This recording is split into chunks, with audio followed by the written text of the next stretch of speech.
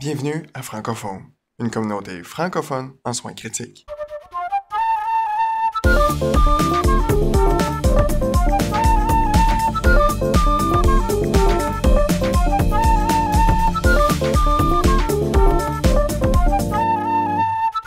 Bienvenue à cet épisode de Francophone. Aujourd'hui, on va parler d'acharnement thérapeutique. Mon nom est Mathieu Desgroseilliers, je suis pharmacien en soins critiques. Je travaille à l'hôpital Honoré-Mercier du 6 Montérégie-Est. Je travaille en soins critiques, à l'urgence, aux soins intensifs ainsi qu'en réanimation. Aujourd'hui, je suis accompagné de Mathieu Moreau, je suis un médecin de famille qui travaille aux soins intensifs et à l'urgence de l'hôpital Fleury à Montréal. Et Julie Cousineau, je suis avocate et professeure adjointe de clinique au département de médecine familiale et médecine d'urgence de l'Université de Montréal. Donc aujourd'hui, on va parler d'acharnement thérapeutique. On a vu passer dans les dernières années des cas dans l'actualité, dont le cas de Rassouli en 2013 qui s'est rendu jusqu'à la Cour suprême. Dans le fond, j'aimerais avoir un petit peu votre opinion par rapport à ce cas-là. Bon, on peut peut-être commencer par résumer le cas d'un point de vue médical. Donc, M. Rassouli est un patient qui a été opéré pour une tumeur bénigne au cerveau, qui malheureusement s'est compliquée d'une infection qui l'a laissé dans un état neurovégétatif. Les médecins à ce moment-là voulaient arrêter les traitements, considérant que malheureusement il n'y avait plus rien à faire, que son état n'allait pas s'améliorer. La famille à ce moment-là contestait le principe, ils voulaient pas qu'on retire les traitements, donc la famille a obtenu finalement qu'on ne retire pas les traitements. Il y a eu plusieurs jugements qui ont été amenés par les médecins, puis ça s'est rendu jusqu'en Cour suprême. Il faut comprendre que pendant ce temps-là, la classification de l'état neurovégétatif de M. Rassouli a été transformée en état de conscience minimale, mais ultimement, ça ne changeait pas un peu l'opinion des médecins qu'il y avait. Ce que les médecins disaient concrètement, c'était que en Ontario, il y a des particularités législatives, mais qu'ils considéraient que le retrait de soins ne devait pas être considéré comme un traitement. En fait, ce que voulait l'équipe médicale, c'était de savoir s'ils pouvaient retirer unilatéralement le soin de maintien de la vie de M. Rassouli sans avoir à obtenir le consentement de la famille. La Cour suprême du Canada, en fait, a renvoyé la décision devant une instance ontarienne qui visait justement à décider si on pouvait passer outre le consentement ou le refus de cesser des soins d'une famille. Donc, qu'est-ce qui découle de cette affaire-là pour le Canada? C'est que il y a un statu quo qui a été maintenu. On s'entend de manière, même si c'est une affaire ontarienne, on s'entend pour dire que ça prend le consentement de la famille pour pouvoir cesser des traitements une fois qu'ils ont été entrepris, parce que ça se distingue des traitements qui n'ont jamais été entrepris.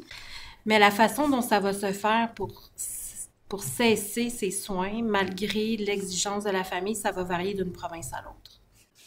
Excellent, ça fait, je pense, un bon résumé du cas Rassouli. Il y a eu aussi 2 cas récents qui remettent en question la notion de mort neurologique. Voulez-vous nous en parler un petit peu plus? Oui, donc en 2017, il y a eu 2 cas, encore une fois, en Ontario. Comme je disais, l'action se passe en Ontario, il faut croire. Donc, il y a eu 2 cas en 2017 en Ontario de jeunes patients dans la vingtaine qui ont été déclarés en mort neurologique, puis que la notion de mort neurologique a été contestée par la famille, par les mandataires. Et donc, les 2 cas ont été devant les tribunaux. Il y a un des 2 cas qui concerne une jeune femme qui s'appelle Takisha Mekiti, qui s'est rendue jusqu'en Cour supérieure de l'Ontario en juin 2018.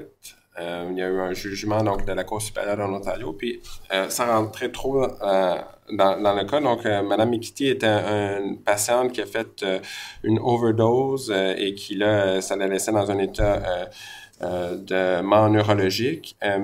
La particularité de ce cas-là, c'est qu'elle avait encore des réflexes qui étaient très complexes au niveau spinal, et donc la famille a remis en question plusieurs notions, puis bon, j'en prends un peu les principales, mais une des notions, c'était de dire que comme elle avait des réflexes qui, pour eux, étaient plus des réactions à la douleur ou au stimulus extérieur, elle ne pouvait pas être déclarée en mort neurologique. Il y avait aussi la question de, comme la notion de mort neurologique ne correspondait pas à ses valeurs chrétiennes, à ce moment-là, elle ne ça respectait pas la Charte canadienne des droits et libertés. Donc, principalement, là, ces deux-là, sans vouloir rentrer trop dans les détails techniques des autres affirmations de la famille, mais c'était un cas particulier, comme je le disais, parce que les mouvements étaient complexes. Puis c'est très rare qu'on ait des patients qui sont maintenus dans un état de mort neurologique aussi longtemps. Et surtout qu'avec nos techniques de réanimation qui sont de plus en plus efficaces, puis donc on était capable de nourrir la moelle épinière. Et c'est une des hypothèses, parce que ça demande des hypothèses, qui explique pourquoi les mouvements complexes ont été observés aussi longtemps. Concernant un peu plus la question de est-ce que ça viole la Charte canadienne des droits et libertés, le juge, en essence, a dit que comme la patiente était en mort neurologique et que la mort neurologique faisait en sorte qu'elle n'était plus une personne, à ce moment-là, elle ne pouvait plus invoquer la Charte canadienne des droits et libertés pour elle-même. Enfin, on ne pouvait pas l'invoquer pour elle, puisqu'elle n'était plus une personne et que la charte ne s'applique qu'aux personnes. Donc, c'est un petit peu l'essentiel du jugement. Enfin, c'est ce qui est sorti un peu dans les médias, mais le jugement est un peu plus complexe que ça. Puis le juge parle aussi des implications financières, des implications d'incertitude légale, qu'une définition un peu personnalisée de la mort pourrait avoir si on ne reconnaissait pas la notion de mort neurologique. Puis une des phrases qui est, je crois, le plus marquante du jugement, c'était de dire que la notion de mort neurologique est un jugement médical. Est un diagnostic médical. Et donc, la notion de diagnostic médical est quand même importante. Et donc, ce n'est pas aux tribunaux de dire qu'est-ce qui constitue des critères de mort neurologique, mais bien plus à la science médicale. Parce que le droit lui-même ne définit pas ce qu'est la mort. Le droit va définir va établir le début de la vie, va établir, en tout cas, du moins en droit canadien, et surtout on pourrait mettre ça plus à la sauce droit québécois, on pourrait dire notre législateur est défini qu'est-ce qui est le début de la vie, qu'est-ce qui est la fin de la vie, pour dire que c'est le début et la fin de la personne humaine sur le plan légal. On va nous mettre quelques critères très minimes pour dire que le début de la vie va être une naissance dite vivant et viable, et pour la fin de vie, on va nous parler en jurisprudence québécoise de la mort cérébrale complète. Donc à ce moment-là, et ça revient un peu à ce que Mathieu dit, que la détermination de ce qui est la mort va devenir un jugement médical, parce que c'est pas le juge ou encore le législateur ou le tribunal qui va venir décréter exactement quand est-ce qu'une personne va être décédée sur le plan scientifique. Il peut mettre une balise très générale de dire que ça peut être la mort cérébrale complète, mais à partir de ça, qu'est-ce que c'est? Ça dépend de l'état des recherches, ça dépend du jugement médical qui est posé par le médecin lui-même. C'est vraiment très intéressant, très instructif. Selon vous, quels seraient les messages clés? Qu'est-ce qu'on pourrait en retirer pour nos auditeurs de ces cas-là?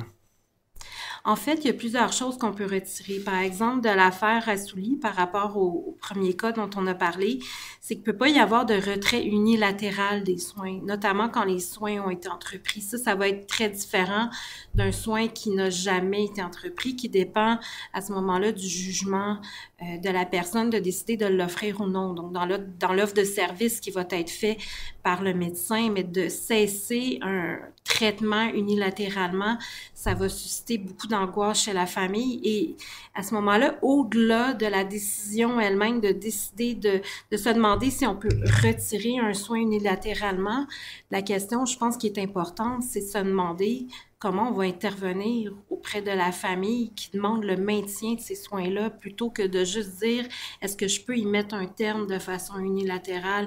Et c'est à ce moment-là que toute la discussion avec la famille qui demande un maintien de soins que nous, on considère comme n'étant plus bénéfique pour le parent.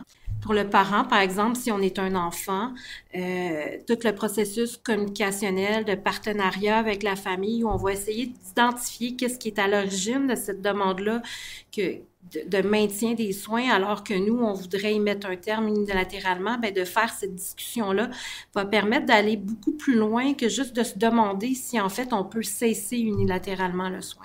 Puis, je pense que qu'est-ce qu'on peut retenir plus des deux cas ontariens, dont j'ai évoqué la femme Kitty, c'est de dire que le diagnostic de mort est déterminée par des critères médicaux. Donc, la détermination de la mort, autrement dit, est déterminée par des critères médicaux et qu'il n'y a pas de législation fédérale et il n'y en a pas au Québec non plus là, qui détermine spécifiquement c'est quoi. Merci, c'était vraiment très intéressant. Moi, ce que j'en retire, dans le fond, c'est qu'il faut prendre le temps de parler avec les familles pour essayer de voir qu'est-ce que le patient voulait, qu'est-ce que le patient n'accepterait pas.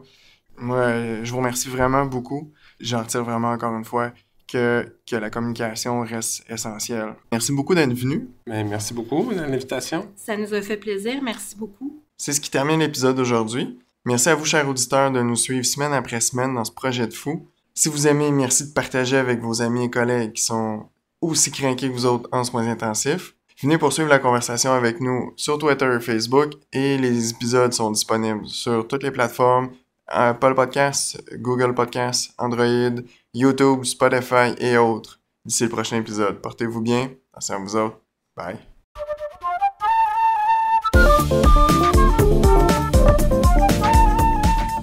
L'information contenue dans cette balado-diffusion est de nature informative seulement et ne remplace aucunement le jugement ou l'avis d'un professionnel.